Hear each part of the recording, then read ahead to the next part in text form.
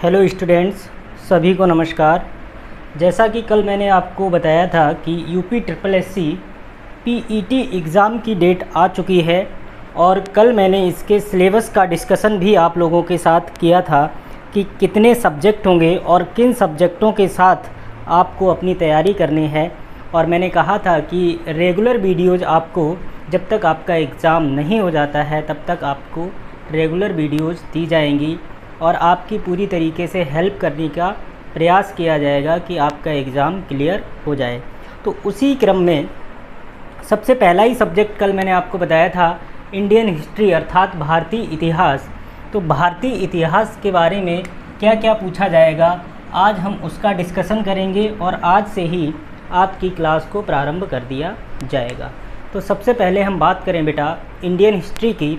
तो Indian history में इन्होंने जो टॉपिक रखा है, शुरुआत है हमारी एंशिएंट इंडिया से अर्थात प्राचीन कालीन भारत से। और प्राचीन कालीन भारत में भी इन्होंने सबसे पहले बेटा किसको रखा है, सिंधु घाटी सभ्यता को, अर्थात आप कह सकते हैं हड़प्पन सिविलाइजेशन। पहला टॉपिक आपका क्या है, सिंधु घाटी सभ्यता या सैंधव सभ्यता, जिसे आप हड़प्पा सभ्यता के नाम से भी जानते हैं। ठीक है। दूसरा टॉपिक है बेटा वैदिक संस्कृति, अर्थात आप कह सकते हैं वैदिक सभ्यता। अब वैदिक सभ्यता में बेटा दो संस्कृतियां आती हैं, या आप यूँ कह सकते हैं कि दो आपकी सभ्यताएं आती हैं। एक होती है बेटा ऋग्वैदिक, एक क्या होती है बेटा ऋग्वैदिक,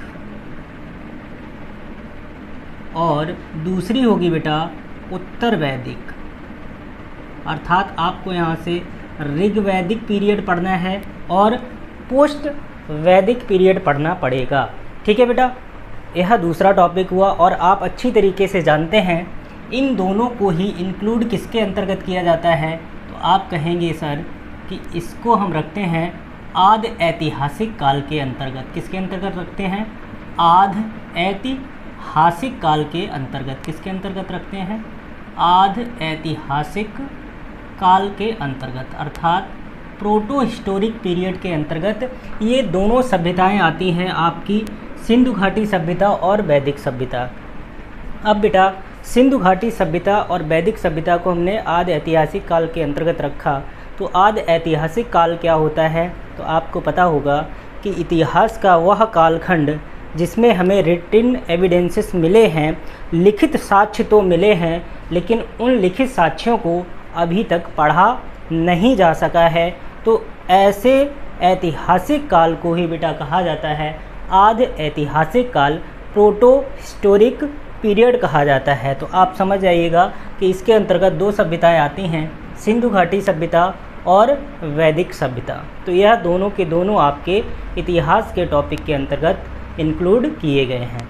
आगे की बात करते हैं बेटा। इसके बाद इन्होंने बौद्ध धर्म की बात की है। बौद्ध धर्म से रिलेटेड सवाल पूछे जाएंगे और स्पेशली इन्होंने बताया है कि गौतम बुद्ध की जीवनी और गौतम बुद्ध द्वारा जो शिक्षाएं दी गई हैं उनसे रिलेटेड आपको पढ़ना पड़ेगा और उनसे रिलेटेड सवाल आने की संभावना आपके एग्जामिनेशन में है। इसके अतिरिक्त अगर हम बात करें बेटा तो बौद्ध धर्म के साथ साथ आपको जैन धर्म भी पढ़ना पड़ेगा। और जैन धर्म में जो जैन धर्म के 24वें तीर्थंकर थे, ठीक है, महावीर अर्थात स्वामी महावीर के बारे में आपको पढ़ना होगा।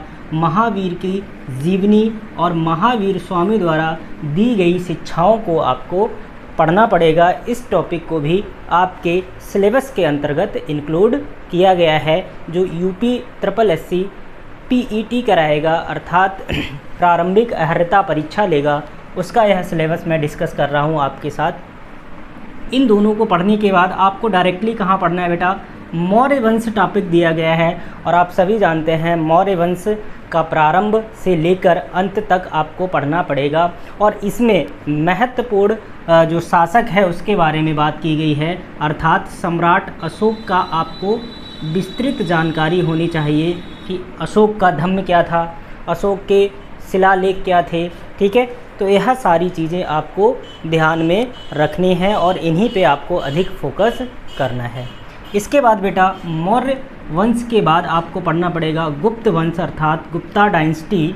और गुप्त वंश में आपको प्रारंभ करना पड़ेगा ठीक है। उसके साथ ही साथ आपको इन दो शासकों पर विशेष ध्यान देना है, समुद्रगुप्त और चंद्रगुप्त द्वितीय। इसका टाइटल बेटा क्या हुआ करता था? विक्रमादित्य। क्या हुआ करता था? विक्रमादित्य। इसलिए इसे चंद्रगुप्त द्वितीय और विक्रमादित्य भी कहा जाता है। जब आप गुप्त वंश पूरा ख़त्म कर लेंगे उसके बाद आता है हर्षवर्धन। हर्षवर्धन का मतलब क्या है बेटा? यह वर्धन वंश का प्रतापी शासक था, तो आपको वर्धन वंश के बारे में भी बताया जाएगा। थानेश्वर का वर्धन वंश कौन सा था और क्या क्या महत्वपूर्ण कार्य किए। लेकिन आपको विशेष फोकस किस पे करना है? हर्षवर्धन के काल से संबंधित आपको चीज़ें याद रखनी है। जैसे आपको पता होगा कि हर्षवर्धन के शासनकाल में ही वैनसॉन्ग भारत आया था। ठीक है, आगे बात करते हैं बेटा। इसके बाद क्या है बेटा? इसके बाद आपका टॉपिक है राजपूत काल, अर्थात राजपूतों की उत्पत्ति से लेकर पतन तक का अध्ययन आपको इसके अंतर्गत करना पड़ेगा। राजपूतों का उत्पत्ति कैसे हुई और राजपूतों का पतन कैसे हुआ, वह सारा का सारा आपको यहाँ पर पढ़ना पड़ेगा। इसके बाद बात करेंगे बेटा सल्तनत काल, अर्थात यहाँ से आपको दिल्ली सल्तनत, यहाँ से हमारा बेटा आप ये मान सकते हैं कि यहाँ से आप देख सकते हैं कि यहाँ से आपका मिडिवल हिस्ट्री स्टार्ट हो गया है, अर्थात मध्यकालीन भारत के बारे में बात करेंगे और दिल्ली सल्तनत की बात करेंगे। पूरी की पूरी आपको दिल्ली सल्तनत पढ़नी पड़ेगी इस सल्तनत काल में। ठीक है, इसके बाद बेटा आपको पढ़ना पड़ेगा मुग़ल साम्राज्य, अर्थात बाबर से लेकर आपको प्रारंभ करना पड़ेगा और अंत तक, जब तक मुग़ल साम्राज्य का पतन नहीं हो जाता है तब तक आपको मुग़ल साम्राज्य पूरा का पूरा पढ़ना है। इसमें बेटा इन्होंने कोई सब टॉपिक नहीं दिया है, सीधा बोला है मुग़ल साम्राज्य, तो आपको मुग़ल साम्राज्य पूरा पढ़ना पड़ेगा। इसके बाद अगर हम बात करें बेटा मराठा काल भी आपको पढ़ना पड़ेगा और मराठा में आप सभी जानते हैं कि इसमें शिवाजी का नाम महत्वपूर्ण है, तो उन पर हम विशेष फोकस करेंगे। ठीक है, इतनी चीज़ समझ में आई आपको? आगे बढ़ते हैं भाई। इसके बाद बेटा ब्रिटिश राज का अभ्युदय, अर्थात भारत में किस तरीके से ब्रिटिश शासन का विकास हुआ और किस तरीके से प्रथम स्वतंत्रता संग्राम, अर्थात पहला जो हमारा स्वतंत्रता संग्राम था जिसे आप 1857 की क्रांति के नाम से जानते हैं, उसको भी इंक्लूड किया है, तो उसके बारे में भी आपको पढ़ना पड़ेगा। ठीक है बेटा, इसके साथ ही साथ ब्रिटिश राज का हमारे सामाजिक और आर्थिक जीवन पर क्या प्रभाव पड़ा, इसके बारे में भी आपको विस्तृत जानकारी देनी पड़ेगी। तो यह बेटा क्या है? भारतीय इतिहास। मैंने आपको बताया था कि भारतीय इतिहास में इन्होंने दो टॉपिक ले रखे हैं, प्राचीन भारत और मध्यकालीन भारत। ठीक है, और जो आधुनिक भारत है वो आपको सेपरेटली अलग ही पढ़ना होगा और उसके अंतर्गत इन्होंने इंडियन नेशनल मूवमेंट को रखा है, अर्थात भारतीय राष्ट्रीय आंदोलनों को इंक्लूड किया है। ठीक है, तो ये तो बेटा भारतीय इतिहास का सिलेबस था इंडियन हिस्ट्री का, जो आपका यूपी SSS के तहत रखा गया था। मैंने बताया था कि कोई भी टॉपिक पढ़ाएंगे तो उससे पहले आपको अवगत करा दिया जाएगा कि आपको पढ़ना क्या है, सिलेबस क्या है। तो चलिए पढ़ाई प्रारंभ करते हैं। आज की हमारी जो क्लास है वो पहली क्लास है यूपी SSS PET एग्ज़ाम 2021 से रिलेटेड। तो प्रारंभ हम कहाँ से करेंगे बेटा? हम प्रारंभ करेंगे सैंधव सभ्यता या सिंधु घाटी सभ्यता से ही, जो कि हमारा पहला टॉपिक है। आपको दिखाई भी दे रहा होगा जिस तरीके से मैंने सिलेबस का डिस्कशन आप लोगों के साथ किया है। तो बात करेंगे बेटा सैंधव सभ्यता या सिंधु सभ्यता। ठीक है बेटा, इसके अन्य नाम क्या क्या हो सकते हैं या क्या क्या अन्य नाम हैं?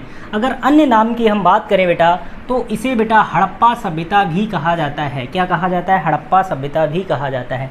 सबसे पहले तो इसी की बात करेंगे कि सिंधु घाटी सभ्यता क्यों कहा गया। ठीक है, तो इस संदर्भ में इस सभ्यता का नामकरण करने में सर्वप्रथम प्रयास किया था जॉन मार्शल ने। किसने किया था बेटा? जॉन मार्शल ने। जॉन मार्शल ने क्या किया था बेटा? इन्होंने ही इस सभ्यता को सबसे पहले सिंधु घाटी सभ्यता या सैंधव सभ्यता नाम दिया था। तो अगर एग्ज़ाम में आपसे पूछ लिया जाए कि सिंधु घाटी सभ्यता का नामकरण किसने किया था, तो वह विद्वान थे श्रीमान जॉन मार्शल। इन्होंने ही इस सभ्यता को सिंधु घाटी सभ्यता कहा था। क्यों कहा था? क्योंकि जब उत्खनन कार्य चल रहा था और उत्खनन कार्य में जब नगर प्राप्त हो रहे थे, उन नगरों को जब देखा गया तो वो अधिकांश नगर सिंधु नदी की घाटियों में ही बेटा प्राप्त हो रहे थे।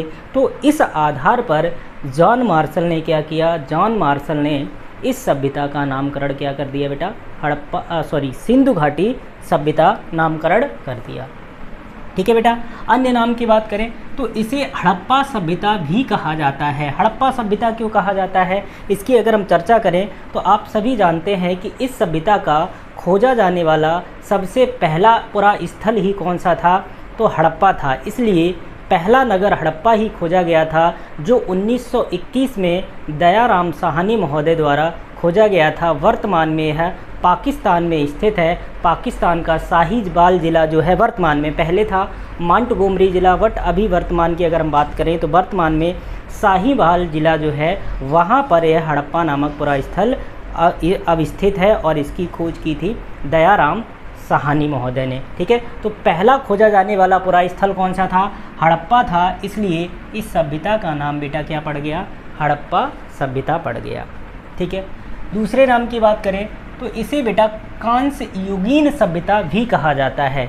कांस्य युगीन सभ्यता क्यों कहा जाता है, तो इसका कारण यह है बेटा कि इस सभ्यता के जो लोग थे उन्होंने क्या किया था कि तावे में टिन को मिलाकर एक नई धातु का निर्माण कर लिया था, जिसे कांसा कहा जाता था।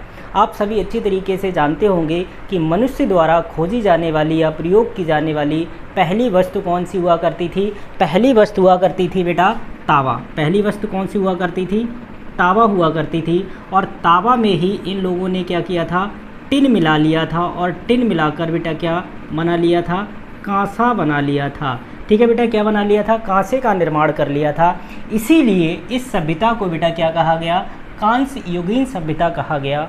और इस सभ्यता में मैक्सिमम जो चीज़ें मिली हैं बेटा, ठीक है, खिलौने वगैरह, मूर्तियाँ वगैरह, वो सारी की सारी कहाँ किसकी मिली हैं, कांसे की मिली हैं। इसलिए इस सभ्यता को क्या कहा जाने लगा, कांस्य युगीन सभ्यता कहा गया। ठीक है। इतनी बात आप लोगों को समझ में आई होगी। ठीक है।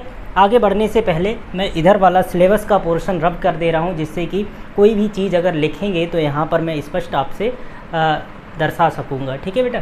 तो इसको हम रब कर दे रहे हैं, क्योंकि आप लोगों ने अच्छे से इस चीज़ को समझ लिया होगा सिलेबस क्या है और किस तरीके से आपको पढ़ना है। ठीक है।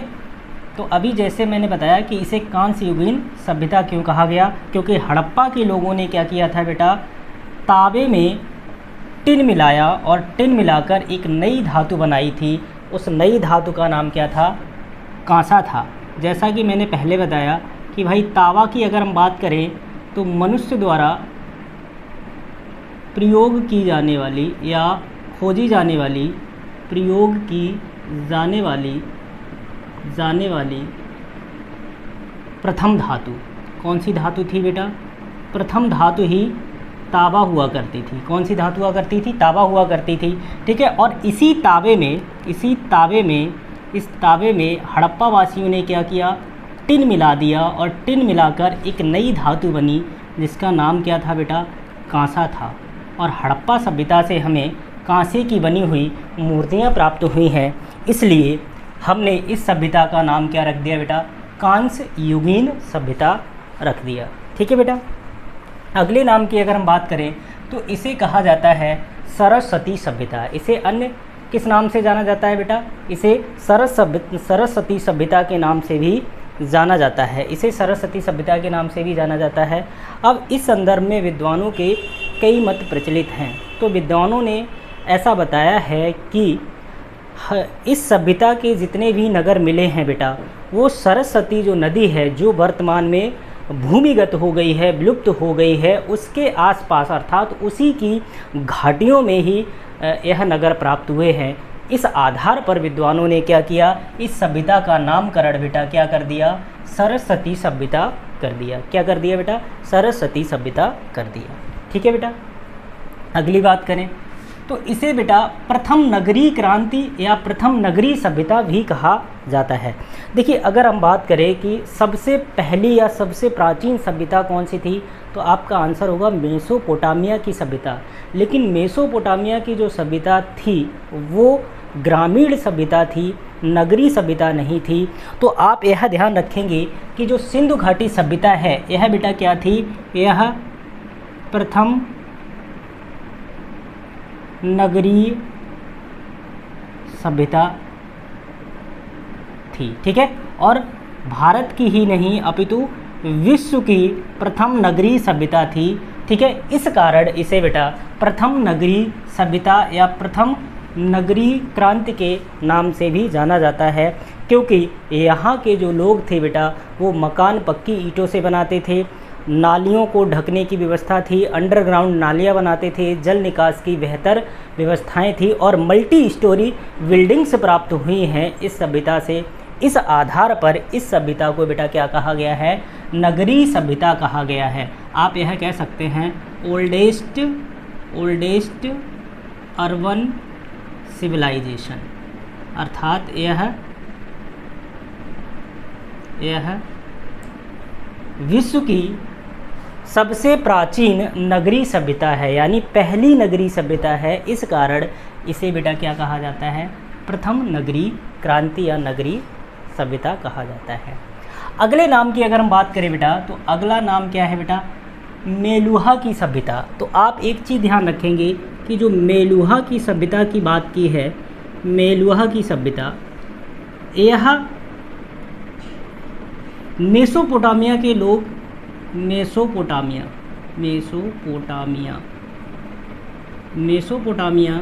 जो सभ्यता थी, इस सभ्यता के लोग सिंधु घाटी सभ्यता को मेलुहा कहकर पुकारते थे।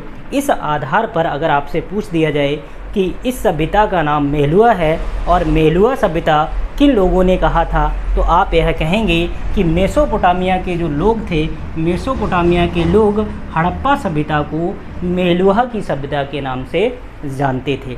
ठीक है बेटा, इतनी चीज़ क्लियर हुई। आगे बढ़ते हैं। अब हम बात करेंगे कि इस सभ्यता के समकालीन विश्व में अन्य कौन कौन सी सभ्यताएं थीं, अर्थात और कौन कौन सी सभ्यताएं थीं जो सिंधु घाटी सभ्यता के समकालीन थीं। तो सबसे पहले मैंने बात की मेसोपोटामिया की सभ्यता। तो अभी मैंने बताया था कि मेसोपोटामिया की सभ्यता की अगर हम बात करेंगे तो मेसोपोटामिया की जो सभ्यता है, मेसोपोटामिया की जो सभ्यता है यह विश्व की सबसे प्राचीन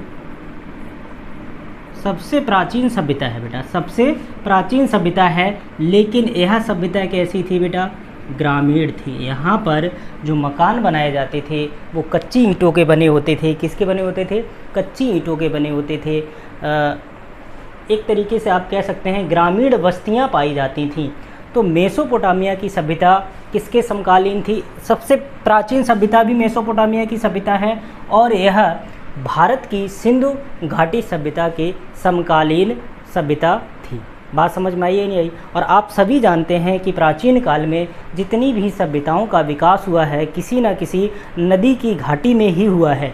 जैसा कि अभी सिंधु घाटी सभ्यता की बात करी थी मैंने, तो इसकी अगर हम बात करें तो सिंधु घाटी सभ्यता का भी विकास बेटा सिंधु नदी की घाटियों में हुआ था। इसीलिए जॉन मार्शल ने इसका नाम क्या रख दिया था, सिंधु घाटी सभ्यता नाम रख दिया था।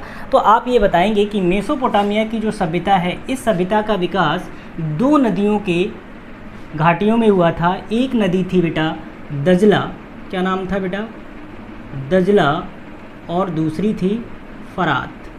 दजला और फरात की नदी घाटियों में क्या हुआ था, मेसोपोटामिया की सभ्यता का विकास हुआ था। और इन्हें वर्तमान में बेटा, और यह कहाँ स्थित है, तो आप यह कहेंगे कि वर्तमान में जो इराक वाला भाग है, उसी को प्राचीन काल में क्या कहा जाता था, उसी को प्राचीन काल में मेसोपोटामिया के नाम से जाना जाता था।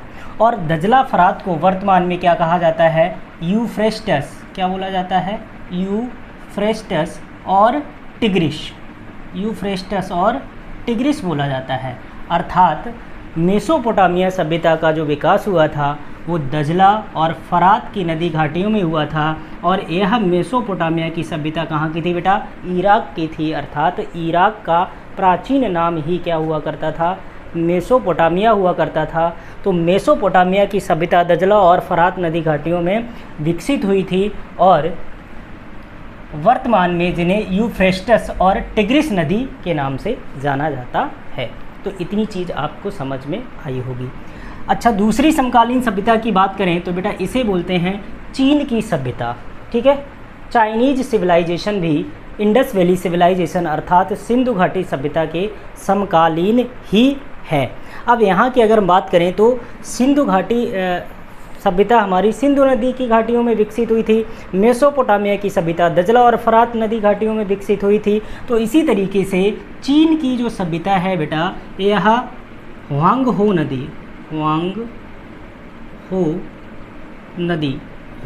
नदी के तट पर विकसित हुई थी। अर्थात ह्वांगहो नदी घाटियों में ही चीन की सभ्यता का विकास हुआ था। यह चीज़ आपको पता होनी चाहिए। और इसी ह्वांगहो नदी को वर्तमान में क्या कहा जाता है, इसे बेटा पीली नदी के नाम से भी जाना जाता है। किसके नाम से जाना जाता है, पीली नदी के नाम से भी जाना जाता है। और इसी ह्वांगहो नदी को चीन का शोक भी कहा जाता है। क्या कहा जाता है बेटा, चीन का शोक।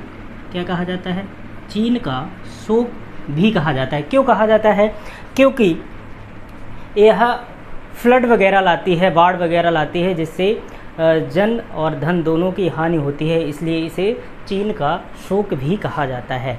पीली नदी, एलो रिवर या ह्वांगहो नदी, या फिर आप कह सकते हैं चीन का शोक। ठीक है, अगली जो बेटा सभ्यता है समकालीन, उसे हम कहते हैं मिस्र की सभ्यता। क्या बोलते हैं बेटा, मिस्र की सभ्यता।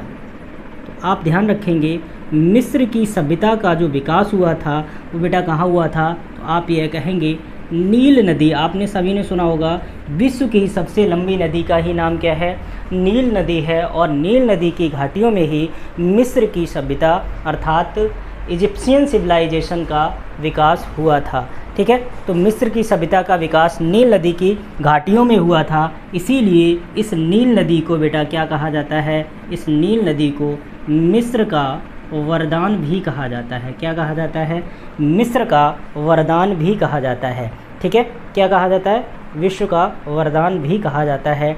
अब इस नील नदी से संबंधित एक दो चीज़ें और जान लीजिएगा बेटा, क्योंकि विश्व का जो प्रथम डेल्टा बना था वो यही बना था, नील नदी पर ही बना था। विश्व का प्रथम डेल्टा यह भी बेटा कहाँ बना था, तो आप यह कहेंगे कि यह बेटा मिस्र की नदी पर ही बना था। और इस डेल्टा को देखने वाले प्रथम व्यक्ति ही थे, नोटिस करने वाले पहले व्यक्ति ही थे हेरोडोटस। कौन थे बेटा, हेरोडोटस। कौन थे, हेरोडोटस। और आप सभी अच्छी तरीके से जानते हैं, इन्हीं हेरोडोटस को क्या कहा जाता है, इन्हें ही बेटा इतिहास का जनक या पिता कहा जाता है। इन्हें ही इतिहास का जनक या पिता कहा जाता है। यह चीज़ आपको समझ में आई होगी। I hope. आगे बढ़े बेटा, आगे बढ़े, चलिए ठीक है आगे बढ़ते हैं। इधर वाला पोर्शन मैं साफ़ कर लूँ फिर आगे बताता हूँ आपको। ठीक है, नोट कर लीजिएगा भाई।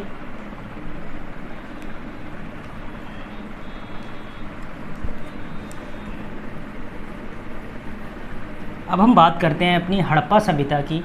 ठीक है, या इंडस वैली सिविलाइजेशन की।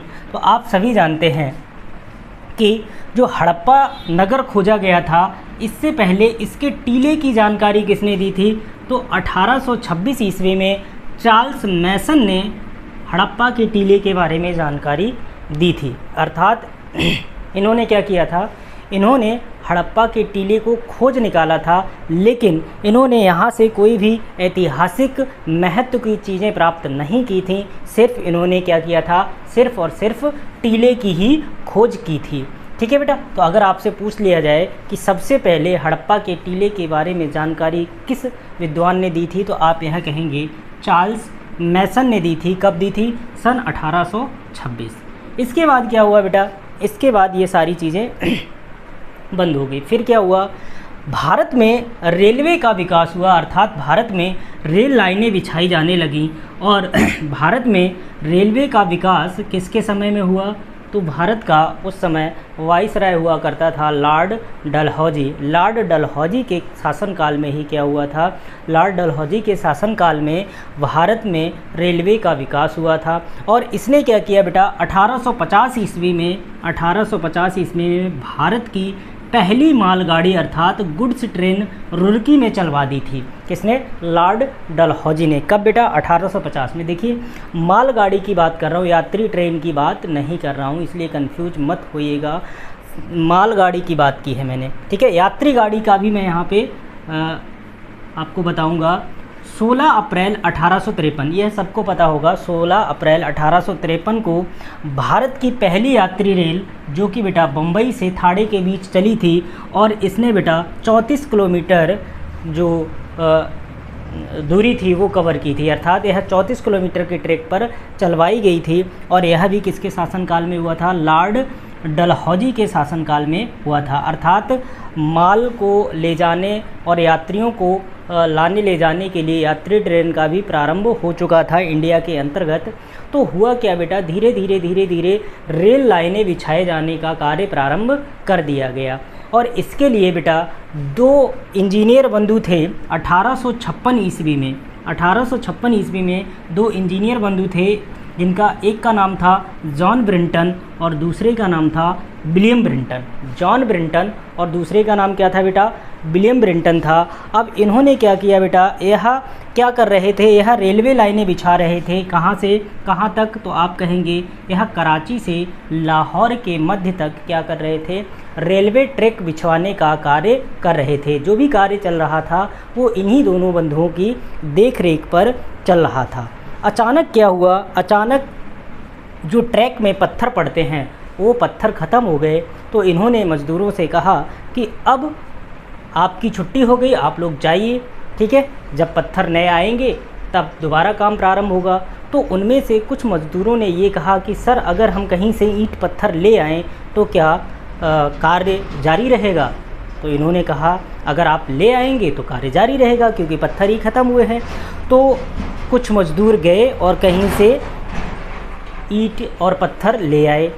ब्रिंटन बंधुओं ने ध्यान नहीं दिया। जब अत्यधिक मात्रा में वहाँ से ईंट पत्थर आने लगे तो इनकी नज़र उन पर पड़ी और इन्होंने देखा कि यह तो बहुत प्राचीन है, एंटिक हैं, अर्थात यह पुरातत्व विभाग को बताया जाना चाहिए कि यहाँ से इस तरीके की हमें ईंट और पत्थर मिल रहे हैं। अर्थात कोई एल आकार का मिल रहा था ईंट, कोई वक्राकार मिल रहा था, कोई बेलनाकार मिल रहा था। तो विभिन्न प्रकार की जब ईंटें प्राप्त हुईं तो जैसे ही इन्होंने ध्यान दिया ब्रिंटन बंधुओं ने, तो ब्रिंटन बंधुओं ने क्या किया बेटा? इन्होंने इन्फॉर्मेशन दे दी। इस बात की सूचना कहाँ दे दी? इस बात की सूचना इन्होंने ब्रिटेन में दे दी। अब ब्रिटेन में जब यह सूचना पहुंची तो ब्रिटेन से एक आर्कियोलॉजिस्ट को भारत भेजा गया, एक पुरातत्वविद को भारत भेजा गया। किसको भेजा गया बेटा? एक पुरातत्वविद को भारत भेजा गया, आर्कियोलॉजिस्ट को भारत भेजा गया, और इनका नाम था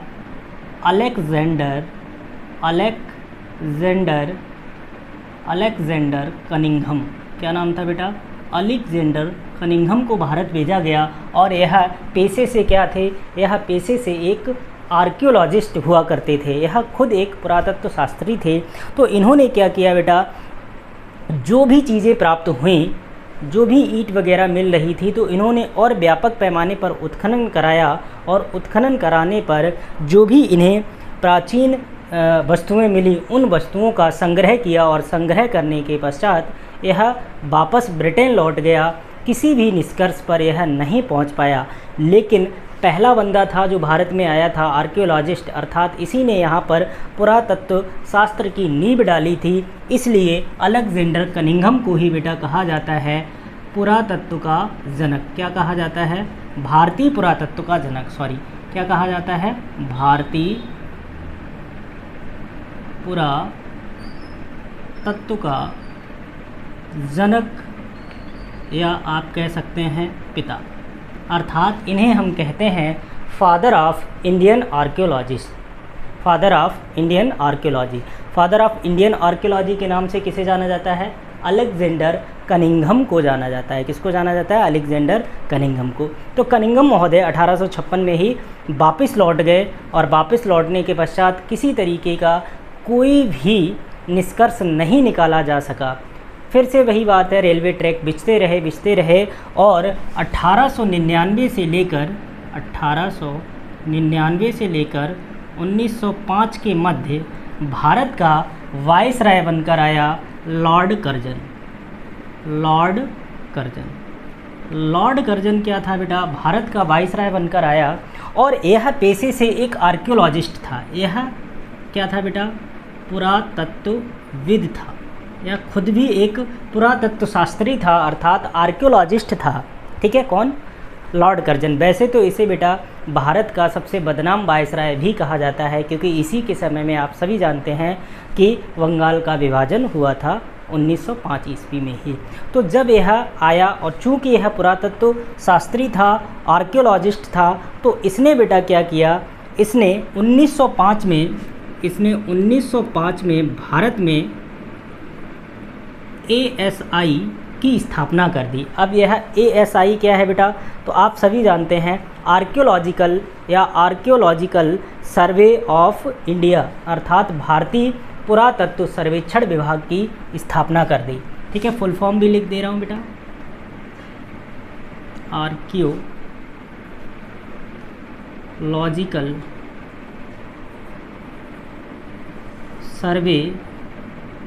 सर्वे ऑफ इंडिया। ASI की स्थापना कर दी गई, अर्थात भारतीय पुरातत्व सर्वेक्षण विभाग।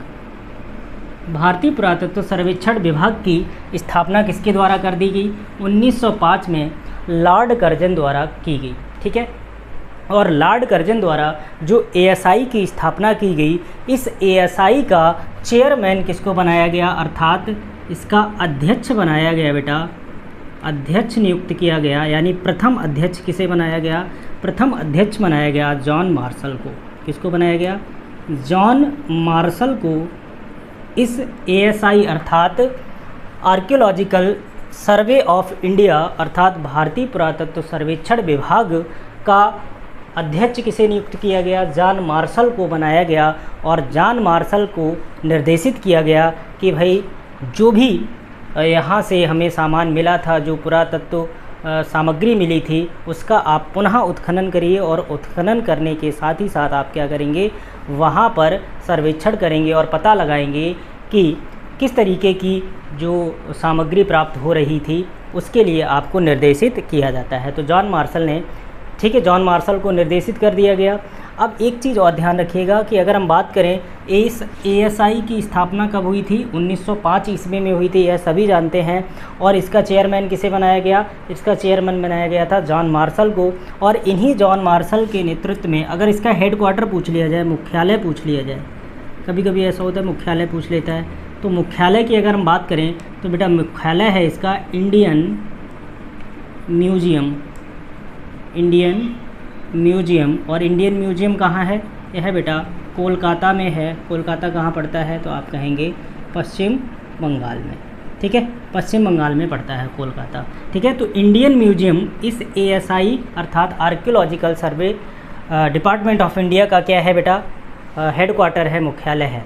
अब जब जॉन मार्शल को इसका अध्यक्ष बना दिया गया और जॉन मार्शल से कहा गया कि भाई आप उत्खनन कार्य कराइए, तो जॉन मार्शल ने 2 लोगों को इस कार्य के लिए चुना। ठीक है, पहले व्यक्ति थे दयाराम साहनी। ठीक है बेटा, और दूसरे व्यक्ति थे राखाल दास बनर्जी। दयाराम साहनी और राखाल दास बनर्जी को जॉन मार्शल ने निर्देशित किया कि आप जाइए और उत्खनन कार्य कीजिए और पता लगाइए कि यहाँ पर क्या छिपा हुआ है। तो जब इन लोगों ने प्रयास किया और प्रयास करने पर सबसे पहले सफलता प्राप्त हुई मिस्टर दयाराम साहनी को, इन्होंने 1921 में बेटा हड़प्पा नगर की खोज की। किसकी खोज की? हड़प्पा नगर की खोज की। और अभी मैं आपको बता चुका हूँ कि हड़प्पा कहाँ स्थित है। अगर वर्तमान की बात करें तो वर्तमान में ये पाकिस्तान में स्थित है, और पाकिस्तान में भी मांटगोमरी ज़िला हुआ करता था। कौन सा ज़िला होता था? मांटगोमरी ज़िला, जिसे वर्तमान में क्या कर दिया गया है? साहिवाल ज़िला बोला जाने लगा है। तो यह पाकिस्तान के बेटा कहाँ स्थित था? मांटगोमरी ज़िला में। और मांटगोमरी ज़िला को अभी क्या कहा जाता है? अभी कहा जाता है इसको साहिवाल ज़िला। और बेटा यह जो नगर था यह रावी नदी के तट पर स्थित था। ठीक है, किसके तट पर स्थित था? तो आप यह कहेंगे कि रावी नदी के तट पर स्थित था। जब दयाराम साहनी ने हड़प्पा की खोज कर दी तो बेटा राखाल दास बनर्जी भी कहाँ पीछे रहने वाले थे, और इन्होंने अगले वर्ष ही अर्थात 1922 में, अगले वर्ष का मतलब क्या हुआ बेटा? 1922 में ही क्या किया?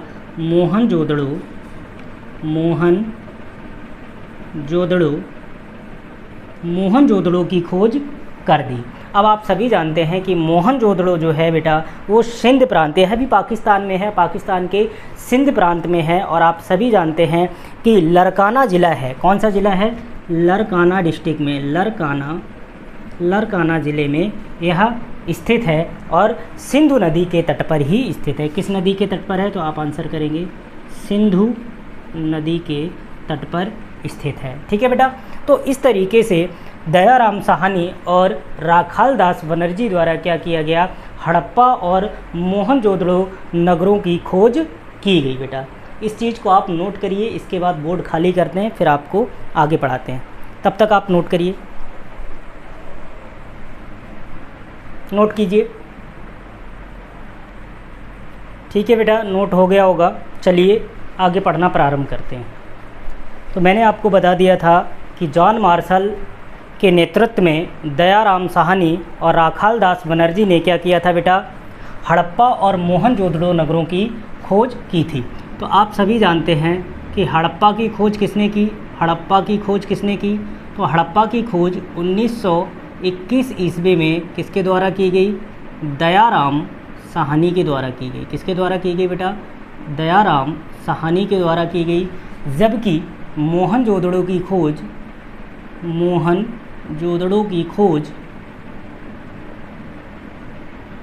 1922 में, मोहनजोदड़ो की खोज 1922 में राखाल दास बनर्जी के द्वारा की गई। किसके द्वारा की गई बेटा? राखाल दास बनर्जी के द्वारा खोज की गई। ठीक है, अब यहाँ से बेटा एक चीज़ ध्यान रखिएगा, आप नोट लगाकर भी लिख सकते हैं। हड़प्पा और मोहनजोदड़ो, इन दोनों नगरों को, हड़प्पा को और मोहनजोदड़ो को, दोनों नगरों को एक विद्वान हुआ करते हैं जिनका नाम है स्टुअर्ट पिगट महोदय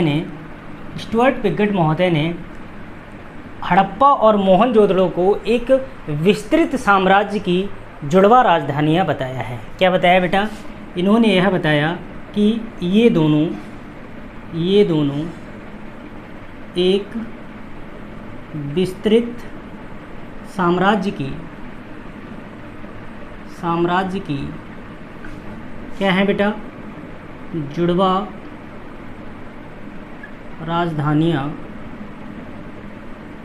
थी। ठीक है, या आप यह कह सकते हैं कि हड़प्पा और मोहनजोदड़ो को हड़प्पा सभ्यता की जुड़वा राजधानियाँ किसने बताया था? तो आपका आंसर होगा सर स्टुअर्ट पिगट महोदय ने इस बात को बताया था। स्टुअर्ट पिगट महोदय ने क्या बताया कि हड़प्पा और मोहनजोदड़ो इस सभ्यता की जुड़वा राजधानियाँ थीं, अर्थात ट्वेन कैपिटल। तो ट्वेन कैपिटल कौन कौन सी थी? हड़प्पा और मोहनजोदड़ो। आगे बात करते हैं बेटा इस सभ्यता के विस्तार की। अगर हम बात करें तो अगर हम इस सभ्यता के विस्तार की बात करेंगे तो विस्तार में आप देखिए पूर्व से लेकर पश्चिम तक और उत्तर से लेकर दक्षिण तक की बात करेंगे। ठीक है, ये हो गया पूर्व, ये हो गया आपका पश्चिम, ये हो गया आपका उत्तर और ये हो गया आपका दक्षिण। तो अगर आपसे पूछा जाए कि सिंधु सभ्यता का सबसे उत्तरी पुरा स्थल कौन सा है, तो आप आंसर करेंगे सबसे उत्तरी पुरा स्थल है मांडा। और मांडा बेटा कहाँ स्थित है?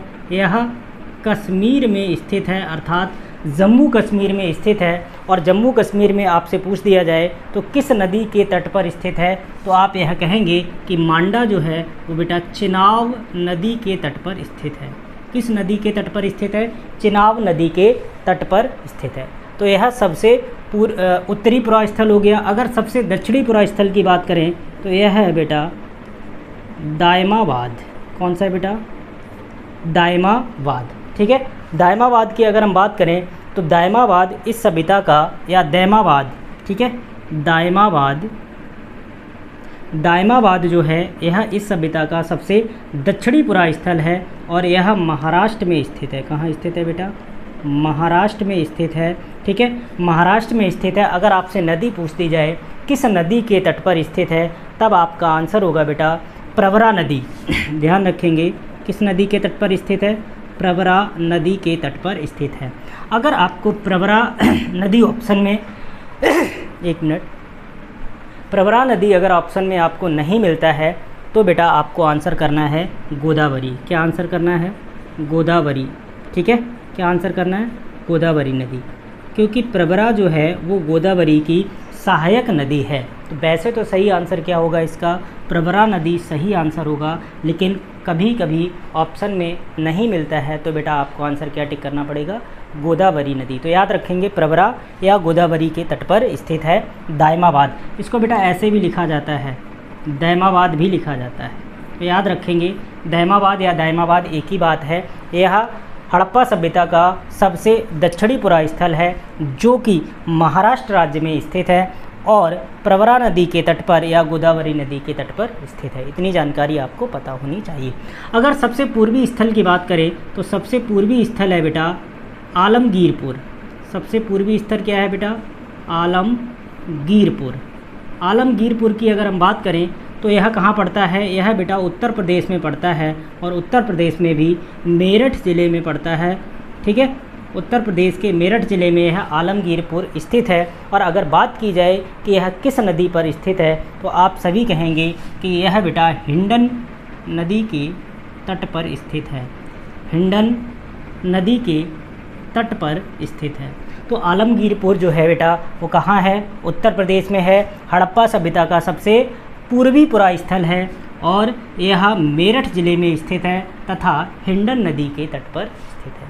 अगर हम बेटा सबसे पश्चिमी पुरास्थल की बात करेंगे तो सबसे पश्चिमी पुरास्थल है सुतकांगेडोर। सुतकांगेडोर। सुतकांगेडोर यह बेटा पड़ता है पाकिस्तान में। कहाँ पड़ता है? पाकिस्तान में पड़ता है। और पाकिस्तान में भी कहाँ? तो आप आंसर करेंगे कि सर यह बलूचिस्तान में पड़ता है। कहाँ पड़ता है? बलूचिस्तान, पाकिस्तान में पड़ता है। और यह दास्क नदी, नदी का नाम याद रखेंगे, दास्क नदी के तट पर स्थित है। किसके तट पर स्थित है? दास्क नदी के तट पर स्थित है। तो इस तरीके से अगर देखा जाए तो हड़प्पा सभ्यता का विस्तार बेटा पूर्व में आलमगीरपुर से लेकर पश्चिम में सुतकांगेडोर और उत्तर में मांडा से लेकर दक्षिण में दायमाबाद तक मिलता है। कहाँ तक मिलता है? और अगर बेटा बात की जाए पूर्व से लेकर पश्चिम तक की लंबाई की तो यह 1600 किलोमीटर में फैला हुआ है। कितने में फैला हुआ है बेटा? 1600 किलोमीटर में फैला हुआ है। और उत्तर से अगर दक्षिण की बात करें तो बेटा यह 1400 किलोमीटर में फैला हुआ है। तो यह बात किसकी हुई बेटा? हड़प्पा सभ्यता के विस्तार की। और प्रारंभ में यह देखा गया था कि इसका क्षेत्रफल अप्रॉक्सीमेटली 13 लाख वर्ग किलोमीटर था, लेकिन वर्तमान में यह 20 लाख किलोमीटर से भी ऊपर निकल गया है। जब इन सब चीज़ों को देखा गया, सबसे पूर्वी, सबसे पश्चिमी और सबसे उत्तरी तथा सबसे दक्षिणी स्थल देखा गया, तो बेटा कुछ हमें इस तरीके की आकृति देखने को मिलती है। अर्थात अगर आपसे पूछा जाए, ठीक है, यह सबसे उत्तरी हो गया, ठीक है, सबसे दक्षिणी और सबसे पूर्वी, और यह सबसे पश्चिमी स्थल हो गया, तो इस तरीके की आकृति दिखाई देती है। अगर आपसे पूछ दिया जाए कि हड़प्पा सभ्यता की आकृति कैसी है तो आप आंसर करेंगे हड़प्पा सभ्यता की आकृति कैसी है बेटा? त्रिभुजाकार है। अर्थात शेप कैसा है? तो आप यह आंसर करेंगे ट्रायंगुलर शेप है। कैसा शेप है?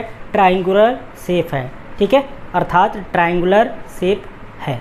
और आप सभी अच्छी तरीके से जानते हैं कि हड़प्पा सभ्यता की सर्वप्रमुख विशेषता ही क्या थी? नगर नियोजन। क्या थी बेटा? नगर नियोजन। और इसके साथ ही साथ जल निकास प्रणाली, जल निकास प्रणाली, ठीक है, जल निकास प्रणाली। और आप सभी जानते हैं कि यहाँ की जो नालियाँ हुआ करती थी वो अंडरग्राउंड हुआ करती थी, ढकी हुई हुआ करती थी। और इस सभ्यता के लोग बेटा, मैं आपको पहले ही बता चुका हूँ कि तावे में टिन मिलाकर कांसा तैयार करते थे और कांसे की वस्तुओं का निर्माण करते थे, कांसे की मूर्तियों का निर्माण करते थे, जो कि हमें इस सभ्यता से देखने को मिली हैं। ठीक है बेटा, आप इतना नोट करिए, फिर आगे पढ़ाया जाए। ठीक है बेटा, नोट हो गया होगा। चलिए आगे बढ़ते हैं और अब हम बात करेंगे इस सभ्यता के काल निर्धारण की। तो आप सभी अच्छी तरीके से जानते हैं कि हड़प्पा सभ्यता का काल निर्धारण करने का सर्वप्रथम प्रयास किसके द्वारा किया गया था? सर्वप्रथम प्रयास किया गया था बेटा जॉन मार्शल के द्वारा। 1931 में, 1931 में काल निर्धारण का प्रथम प्रयास किसके द्वारा किया गया था बेटा? जॉन मार्शल के द्वारा किया गया था। किसके द्वारा किया गया था? जॉन मार्शल के द्वारा किया गया था। ठीक है, जॉन मार्शल ने क्या बताया बेटा? इस सभ्यता का जो काल है वो इन्होंने बताया कि 3250 ईसा पूर्व से, ठीक है, जॉन मार्शल ने क्या कहा कि हड़प्पा सभ्यता का जो काल है वो 3250 ईसा पूर्व से लेकर 2750 ईसा पूर्व का रहा होगा।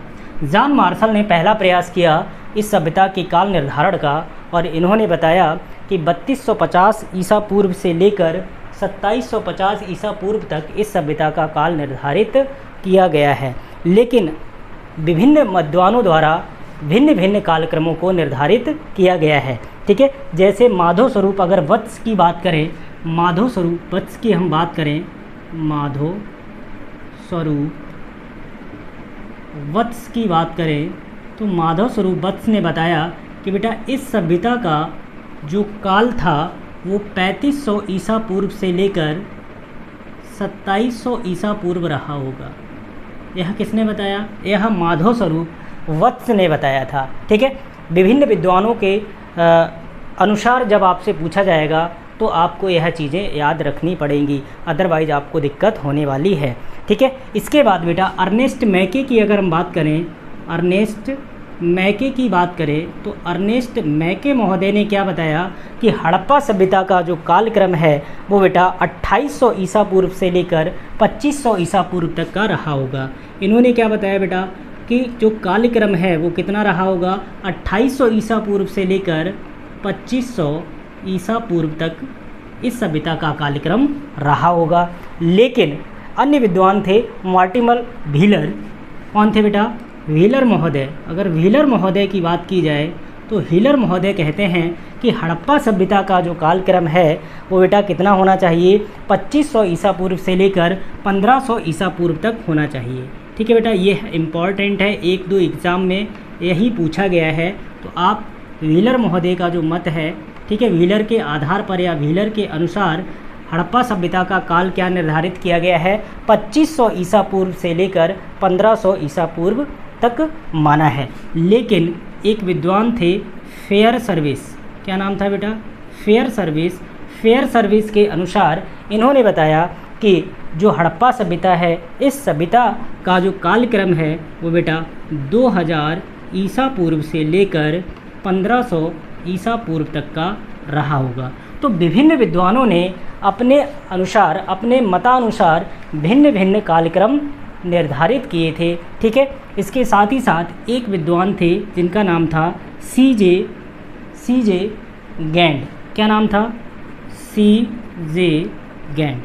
सीजे गैंड के आधार पर और देख लेते हैं। सीजे गैंड ने क्या बताया कि हड़प्पा सभ्यता की जो सर्वमान्य तिथि है 2350 ईसा पूर्व से लेकर इन्होंने बताया बेटा 1750 ईसा पूर्व इन्होंने इस कालक्रम को निर्धारित किया। और यही बेटा कार्बन 14 जो डेटिंग पद्धति है उसके आधार पर भी जब हड़प्पा सभ्यता का कालक्रम निर्धारित किया गया तो ऐसा माना गया कि इस काल में ही हड़प्पा सभ्यता अपने परिपक्व अवस्था में हुआ करती थी।